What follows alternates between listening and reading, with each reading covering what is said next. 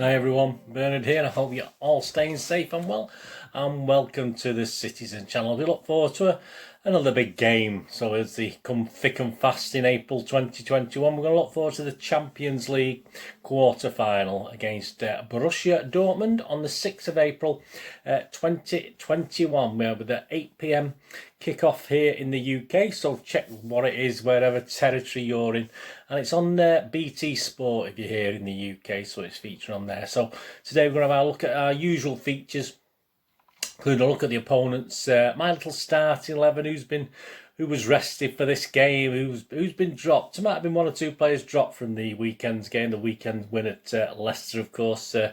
Who's going to be given another chance, even although I don't think most of that team on against Leicester, I think they all deserve another chance. Well, almost all of them anyway. I'll have the odds on the game with my just for little fun bets, and of course all the usual things here. Obviously I do look forward to, especially that the History Boys feature. As I say, there's a little brief one today, but obviously please, there is a sort of more detailed one, but I'll give you the information on that in a moment. So please, if you're new to the channel, push that subscribe button. If you enjoy what I do, I try to inform and entertain. I try to be a little bit different to what's already out there. I do City past stuff, City present stuff, City quizzes, City movie clubs, City book clubs, lots of different things. So please have a look through the playlist and hopefully you can enjoy that. And if you know any City fans yourself, just get them over to the channel as well. It'd be much appreciated. We've got over 800 subscribers now, so we're trying to build up to that 900. So please, any help you can give me would be fantastic. And if you do check the playlist, you'll see some stuff on my film and TV channel as well. That's my other love, film and TV. So I do reviews and information vlogs on there. So if that's any interest, have a flit across, have a look at that one. Or if you know somebody who might be interested, point them in my direction. And if you need any followers or friends on Facebook and Twitter, if you're just starting off, or you've been banned and you're starting again, which does happen to a lot of people for whatever reason, just seek us out, and I do check every 3 or 4 days, and I'll follow and friend everyone back on there. And all comments, please, all your comments are very, very welcome. I have my regulars who comment, but all new guys, if you leave us a comment on what you think of this game or anything to do with City, whatever it is, just leave me a comment. And if you know time today for that, please just leave us a thumbs up. That's great. It's great to get views, but it's nice to get thumbs up as well. Right, a brief look then, the History Boys. As I said, what we do, I have a dedicated History Boys now, History Boys show, which will look at City versus Dortmund, and that'll be out on Tuesday morning of this game, this home leg of the game, this home tie on the 6th of April. So keep your eye out for that. There's a bit more on the history, but I just sort of sum up today what sort of happened. I mean, we've been paired together competitive only once, obviously, in our history. In the 2012-2013 group stage on the 3rd of October 2012, we played, of course, at the Etihad, a 1-1 draw. A late penalty for handball. Mario Balotelli, old Mr. Reliable, slotted it home. Of course, we had Joe Hart to thank for keeping us in that one, didn't we? We had an absolutely master game that day. And previous to that, the only other time we'd met them at home, I mean, there's been a couple of other friendlies elsewhere as well, but was previous to the 67-68 championship winning season, when we invited Dortmund over for a friendly at Main Road. I was there that day, 67-68, and yeah, we sort of dominated the West German guests in that game and won 4-0. With a Mike Doyle hat-trick. There you go, Mike Doyle hat-trick, and a Dave Connor goal as well late on in the match. So there you go. So anyway, that's the history stuff. As I said, please check out my sort of dedicated show for a bit more information on those if that interests you. How are they doing? Yeah, well, in the Champions League, they sort of responded to an opening 3-1 loss at Lazio by beating Zenit 2-0 at home before defeating Club Brugge 3-0 both in Belgium and in Germany. A 1-1 draw at home to Lazio on match day 5 confirmed their succession into the last 16, and then a 2-1 closing win at Zenit sort of clinched top spot for them. So they did pretty well. Good game against Sevilla. Two good games against Sevilla. They beat 3-2 away, and then before a 2-2 home draw, so they got through 5-4 on aggregate. So quite an interesting game, a lot of chances for both sides. So Erling Haaland, of course, is a man on obviously on City's sort of radar, if you believe what you read, particularly. Although he's obviously a fan's favourite because of his dad, who obviously I've watched play many times. He scored twice in both those games against Seville, and he's actually found the net in all 6 of his 2021 UEFA Champions League appearances, because he did actually sit out the last couple in the group stage, and he's the leading scorer at the moment in this season competition with 10 goals. So he's doing really well, and well, he's having a bit of a dodgy patch at the moment, but we'll talk about that in just a minute. Yeah, in the league, in the Bundesliga, they're not doing so well. They sit a disappointing 5th on 43 points, 21 points behind leaders Bayern Munich as I'm recording this, and there's only 7 games left, so I think they're more or less guaranteed not to win that league this year, aren't they? Yeah, Wolfsburg are 3rd, but they're sort of, I think they're 11 or 14 points ahead. So they'll need, obviously, they're not going to catch them, let's be honest about it, with 7 games left. And the best hope probably is a Champions League place was overturning Eintracht Frankfurt, who sat in 4th place, because the top 4, obviously, as in England, the top 4 German teams qualify. But yeah, unfortunately, they lost as I'm recording this. They actually lost at home to Eintracht Frankfurt 2-1 yesterday, so that sort of messed that up a little bit, hasn't it? So with just 7 games left, obviously they find now 7 points behind Eintracht, so it's looking a bit dodgy whether they'll be able to get back in the Champions League. Yeah, the recent league form isn't that bad, apart from that defeat yesterday. They only actually lost to Bayern Munich, so that was a bit of a blow yesterday. I think they had slots more of the game, but obviously Frankfurt did a job on them. On the match itself, Edin Terzic, who's the Dortmund coach, obviously till Mr. Roos or Royce, whatever he's called, takes over. We need to be at our top of the game, he says, in both legs, on it from the first, second to the last, and maybe for extra time too. Let's not hope so. To overcome Manchester City would be something special. Guardiola is undoubtedly one of the best coaches in the world, yeah, so say all of us. For almost 15 years, his teams have dominated football. Not always at the highest European level, though, obviously. Sebastian Kiel, a former Dortmund player, went on to say, "To me, City are the strongest team of the remaining 8. They are a great team with a great coach and great ambitions. Nevertheless, we're really looking forward to both games, but we know that it will be pretty tough." As far as their records are concerned, yeah, it's 706 minutes since our records, that stands at the moment, since we conceded a UEFA Champions League goal, Luis Diaz's 14th minute opening for Porto on match day 1. So we are actually sat 2nd behind Arsenal at the moment. So 995 minutes Arsenal went. So we've got a lot to go, haven't we? So the chances of that fairly slim, aren't they? I mean, but at least we're 2nd in all-time rankings. As who knows, and if we can go that 995 minutes, it'll be a big step towards success, won't it? My little thoughts on this game particularly. Yeah, Dortmund, they've got an interim manager, as I said, at the moment, in Terzic. He's doing an okay job. Obviously, what more can you do? He's only there now till the new guy takes over from Gladbach, of course. Haaland himself, yeah, he's only behind Lewandowski in the goal-scoring stakes as far as the Bundesliga is concerned. And up to before yesterday, he scored 21 goals in 21 games. I think that's league games. So obviously it's 21 and 22 now after the defeat by Frankfurt, because he didn't score in that one. And Dortmund do sort of rely on him quite heavily. I mean, the second best striker, Sancho, is obviously the ex-City connection, of course, is injured. So, but he's some 14 goals behind, although he has a few more assists than Haaland. So they do rely on him a lot. And if he doesn't produce, say the Hummels scored yesterday for Dortmund, but it doesn't. It's usually such reliability on Haaland to do the business. So basically, if you're a manager and you're sort of looking at this game, you probably think, well, keep Haaland quiet, and you're probably going to keep. That's half the job done. You're probably going to keep Dortmund quiet as well. But as I said, I think he's on a 4-game run of not scoring, so I'll be quite happy to extend that to 5 if we can, and then obviously perhaps 6 or 7 next week when obviously the second leg comes along. They don't usually travel very well, Dortmund. So hopefully we do. You know, it's not a total disaster, is it? So, you know, if you draw at home, say a 0-0, everyone looks at it's not a total disaster, but it would be nice, really. We do want to take a little bit of a lead, don't we, back to Dortmund for the second leg a week on the Wednesday. So that's what we would hope to do, I would think.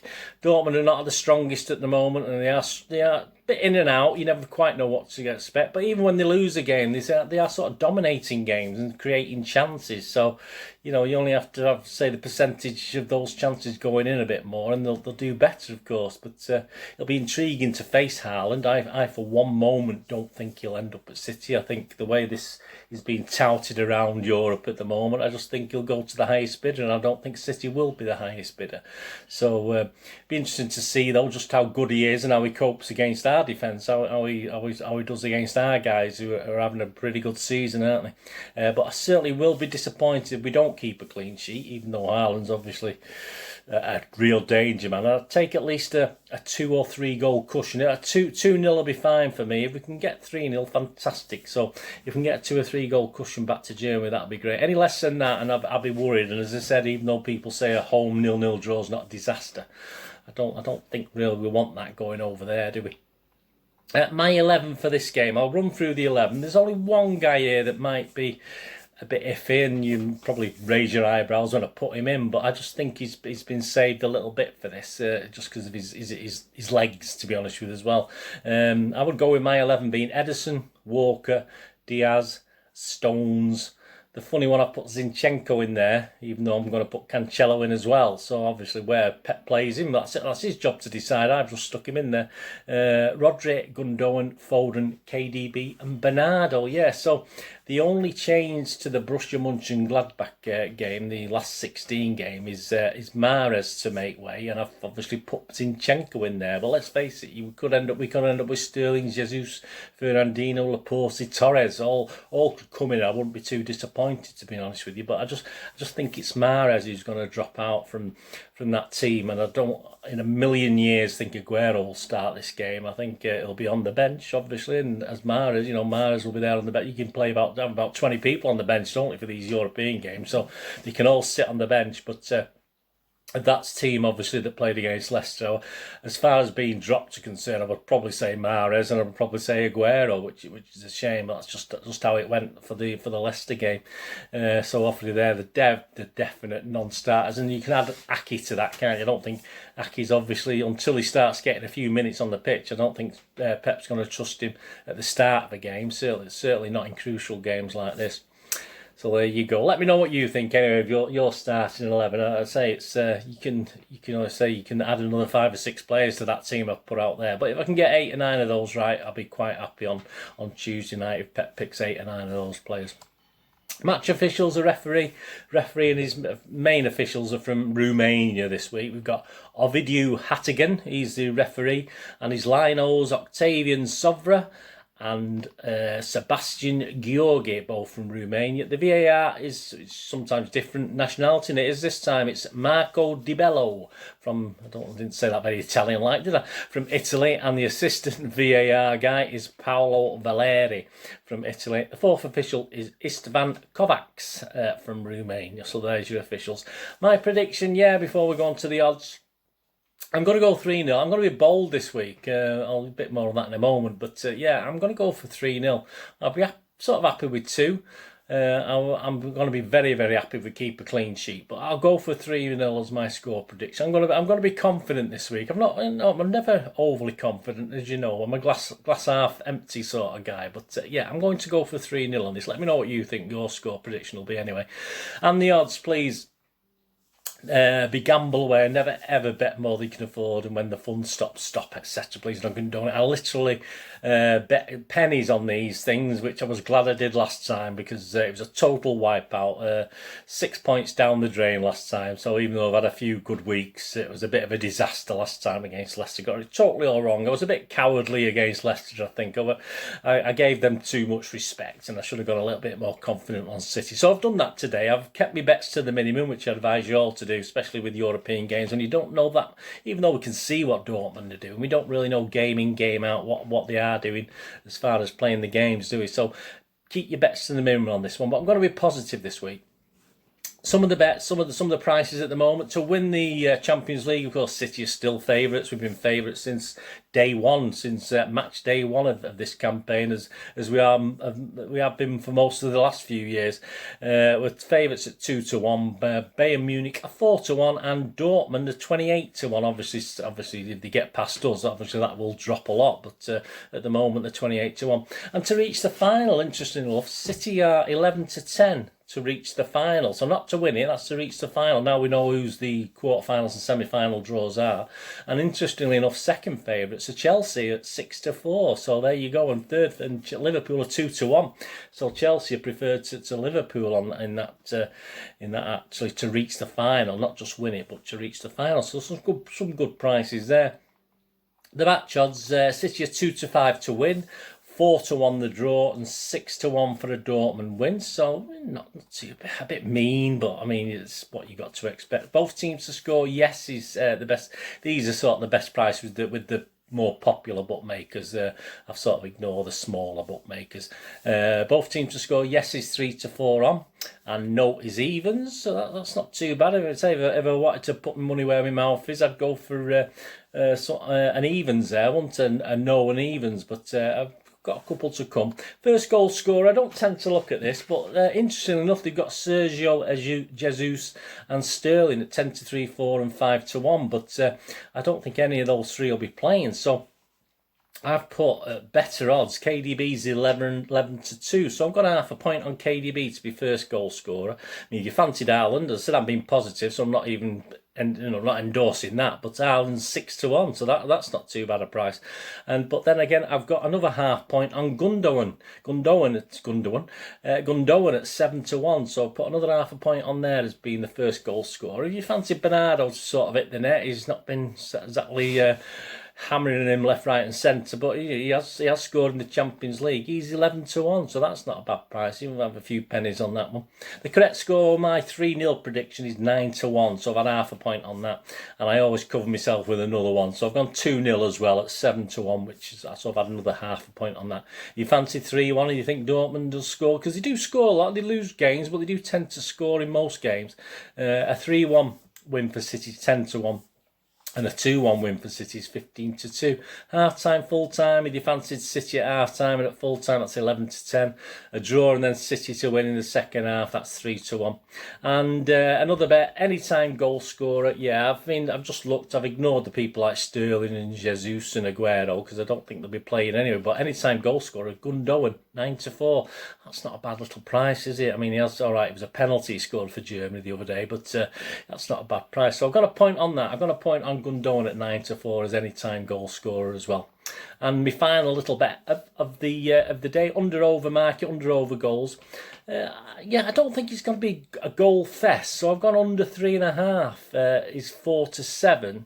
So that's okay. That's nearly doable. But I've gone for over 2.5. I think there's going to be 3 goals or more, and that covers all low. That covers 4, 5, 6, 7 goals, whatever, doesn't it? So I've gone over 2.5 goals at 4-7. I've just got a point on there, just as a little additional thing. I nearly went 2 points, but I'll just go a point, keep it to the, as I say, I'm thinking about the disaster last week with my betting, so I'll keep that to the minimum. So that's the bets today. They'll be up on screen. Just pause it. If you have any interest in it, let me know what you're doing. You have a little flutter what you fancy for this game against Dortmund.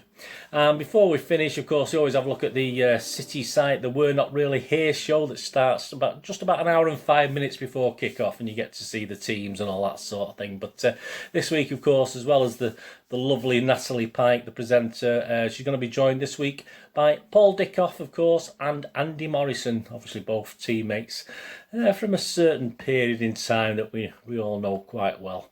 So there you go. That's your We're Not Really Here show. So they have a little bit at half time and a few minutes after the game as well. So if you're into that, I do dip in occasionally, but I have so much to do myself. I don't really watch it religiously.